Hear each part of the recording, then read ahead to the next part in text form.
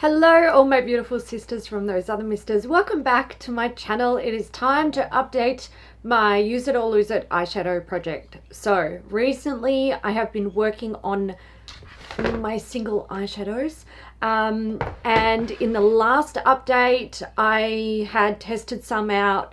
I had some that I wanted to declutter, and then I kind of on a whim just went through everything and did a bit of a declutter. It's just like, look, I can see things in here that I'm not going to use, so let's just get rid of them.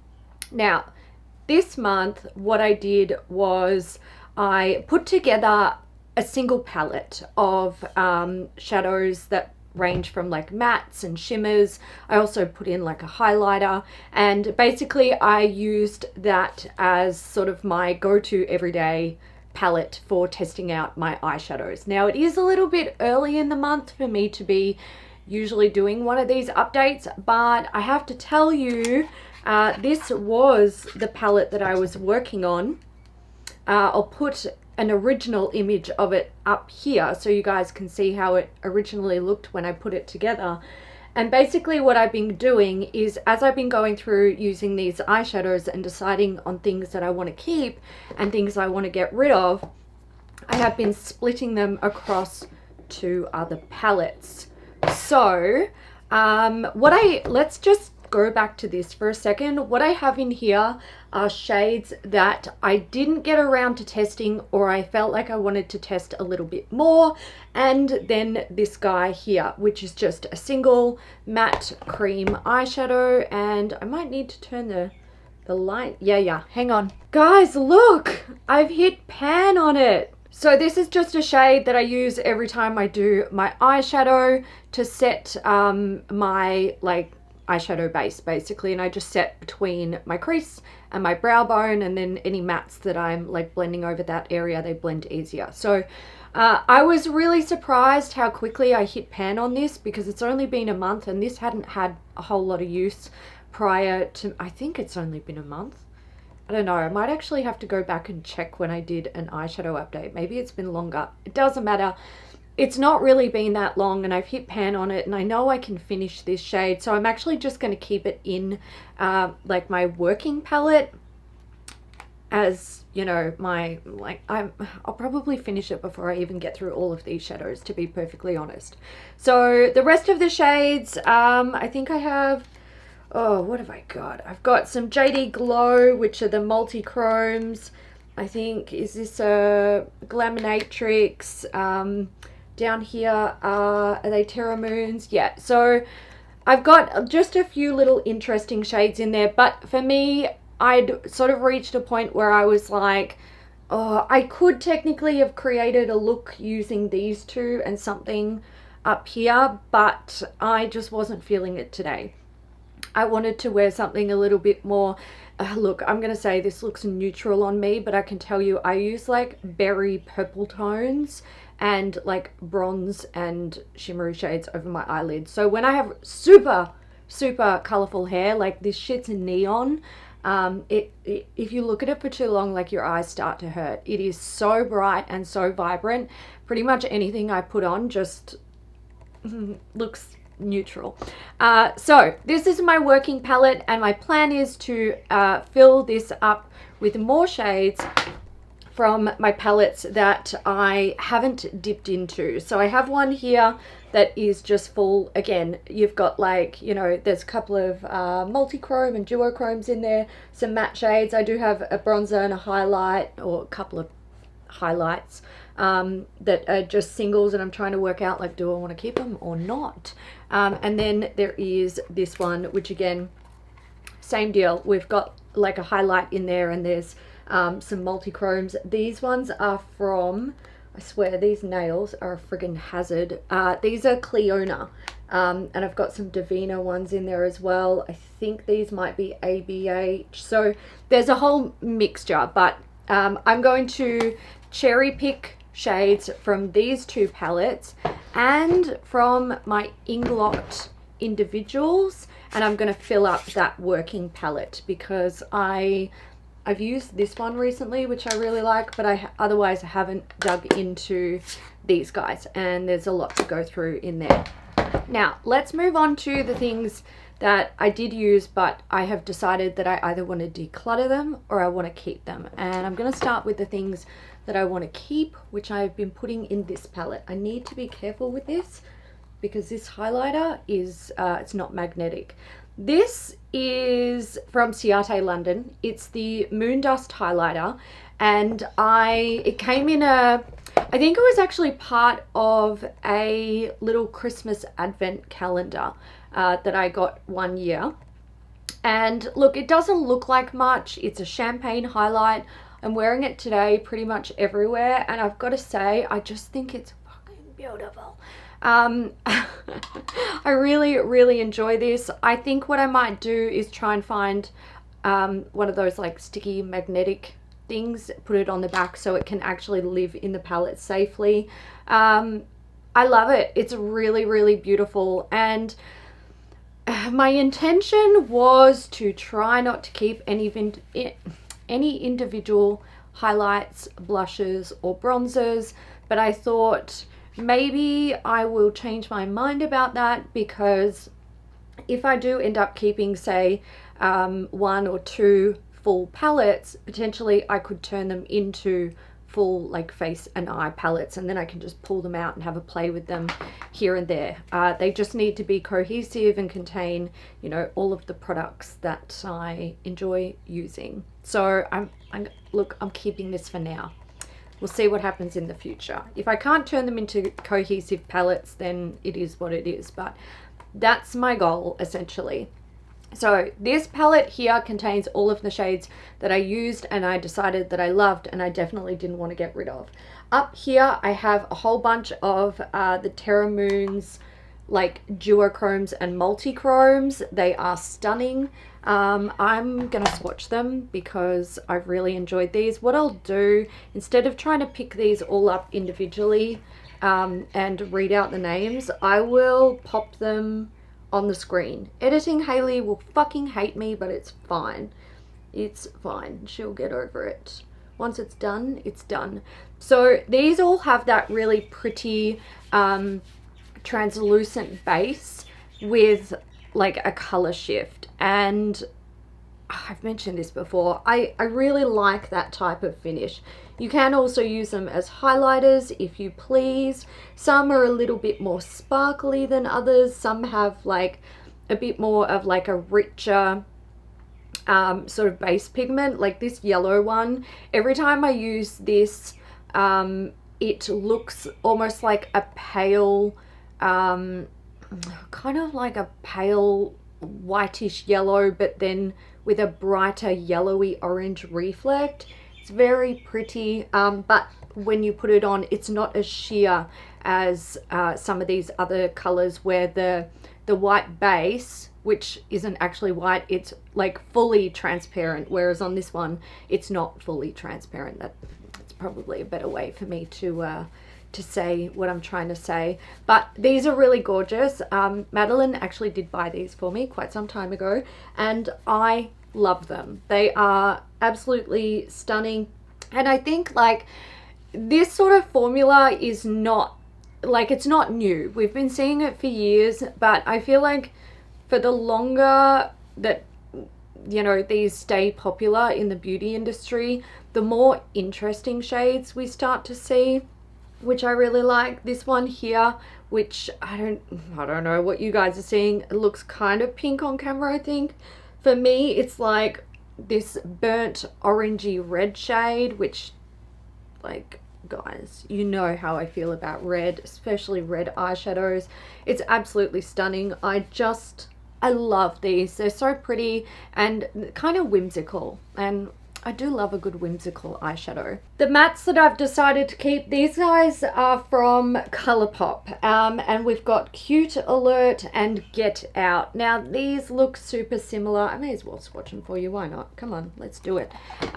They look really, really similar. I would say they're definitely shades that pair quite well together. You've got those sort of berry, earthy-ish tones, so they're like, you know, kind of mulberry-ish. You know, this one's a little bit more red.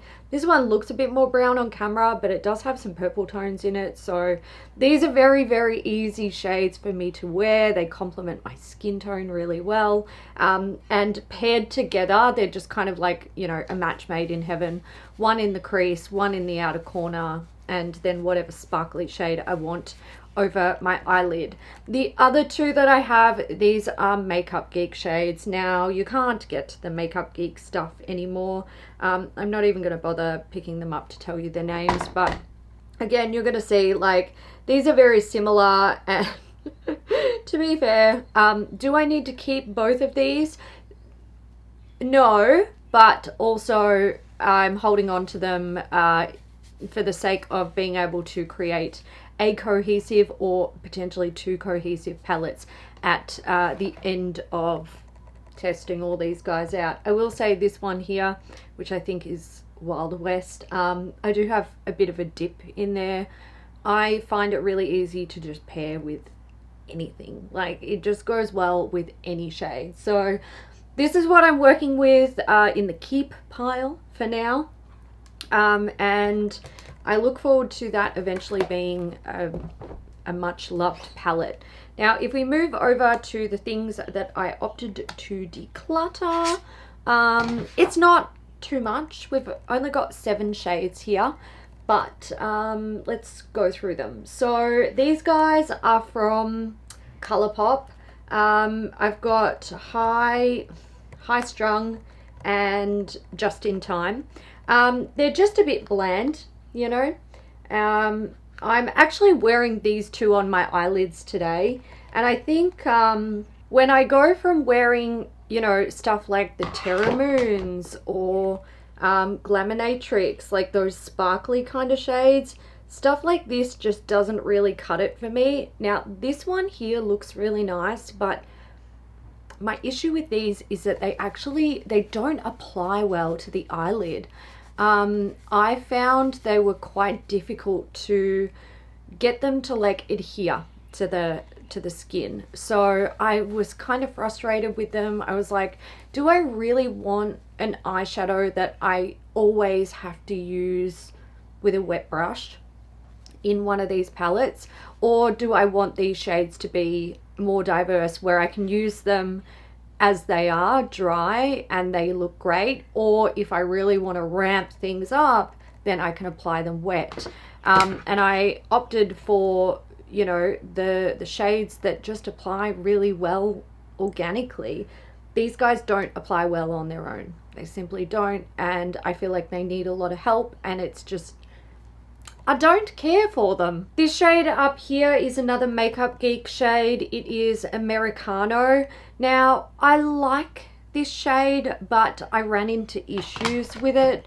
I found that for some reason it just kind of skipped, and it would very easily cling to areas of my skin, and it was difficult to blend out.